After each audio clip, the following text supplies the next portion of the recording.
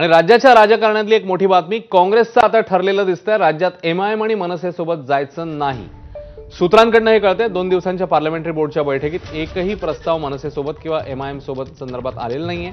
या सर्व निवडणुकांमध्ये मनसे आणि एमआयएम सोबत जायचं नाही अशी काँग्रेसची भूमिका आहे। ज्या ठिकाणी 2 राष्ट्रवादी एकत्र आहेत त्या ठिकाणीही सोबत जायचं नाही अशीही काँग्रेसची भूमिका असल्याचं आता पाहायला मिळतंय। राजू सोनावणे या संदर्भात अधिकची अपडेट देतील। राजू, काँग्रेसचे आता निर्णय झालाय असं म्हणायचं का?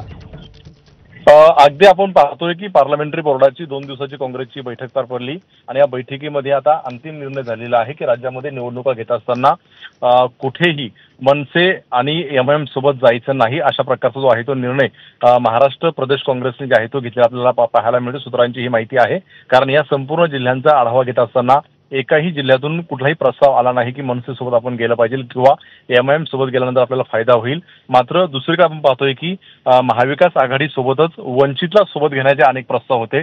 जवळपास मराठवाड्यातले अनेक जिल्ह्यांमध्ये आहे ते आता वंचित सोबत आघाडी झालेली आहे। त्यामुळे या सगळ्या स्थानिक स्वराज्य संस्थांच्या निवडणुकांमध्ये मनसे आणि एमआयएम सोबत काँग्रेस जाणार नाही असं पूर्णपणे भूमिका जी आहे ती घेतली आपल्याला पाहायला मिळते। त्यामुळे ही आताच्या घडीची सगळ्यात मोठी बातमी आहे। खरं तर अनेकांचं लक्ष लागलेलं होतं की मनसे सोबत काँग्रेस जाणार का, कारण 2 ठाकरे बंधू एकत्र आलेले आहेत, त्यामुळे महाविकास आघाडीसोबत मनसे येऊ शकते। शरद पवारांनी सुद्धा स्टँड क्लिअर केला होता की भाजप सोडून इतर पक्षांशी काही हरकत नाही। त्यामुळे काँग्रेसची भूमिका नेमकी काय होती हे जाणून घ्यायचं मात्र काँग्रेसचं स्पष्ट केलेलं आहे की मनसे सोबत जायचं नाही आणि जर तशा प्रकारचा प्रस्ताव आल्यानंतर बघू असं काँग्रेसने सुद्धा याच्या आधी म्हटलं होतं। मात्र या 2 दिवसाच्या बैठकांमध्ये कुठेही काँग्रेसकडे जे आहे ते मनसे सोबत युती करा असा प्रस्ताव आलेला नाही। त्यामुळे इथून पुढे महाविकास आघाडी सोबतच युती करायची आहे हे ठरलेलं आपल्याला पाहायला मिळतोय। सोबत वंचित घेणार आहे। त्यामध्ये आणखी एक मुद्दा आपल्याला पाहायला मिळतोय का ज्या ठिकाणी 2 राष्ट्रवादी एकत्र आलेले आहेत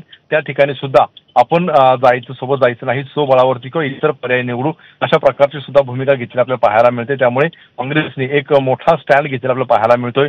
2 दिवस जे आहे ते सलग पार्लमेंटरी बोर्डाची बैठक झाली, त्यामध्ये सगळे वरिष्ठ नेते उपस्थित होते। त्यामध्ये आपण पाहतोय की अध्यक्ष हर्षवर्धन सपकाळ असतील, विजय वडेट्टीवार असतील, त्याचप्रमाणे इतर नेते सुद्धा, प्रत्येक जिल्ह्याचे अध्यक्ष सुद्धा बैठकीला उपस्थित राहिलेले होते आणि सगळ्यांनी आपल्या जिल्ह्यामध्ये तालुक्यामध्ये काय नेमकी परिस्थिती आहे, कोणासोबत गेलं पाहिजे या सगळ्याचा जो आहे तो प्रस्ताव जो आहे तो या समितीच्या पुढे ठेवलेला होता आणि या सगळ्यांच्या बैठका सगळ्यांचा आढावा झाल्यानंतर आता कन्क्लुजनला कुठेतरी काँग्रेस पोहोचलेली आहे की मनसे आणि एमआयएम सोबत जायचं नाही म्हणून। नक्कीच राजू, त्याच्यामुळे येणाऱ्या काळामध्ये आपल्याला कदाचित आणखी स्पष्टता येईल, कारण आता नगर परिषद निवडणुका आणि त्याच्यानंतर महापालिका निवडणुका जेव्हा जाहीर होतील तेव्हा प्रामुख्याने कशा प्रकारे काँग्रेस पावलं टाकते पाहणं महत्त्वाचं असेल।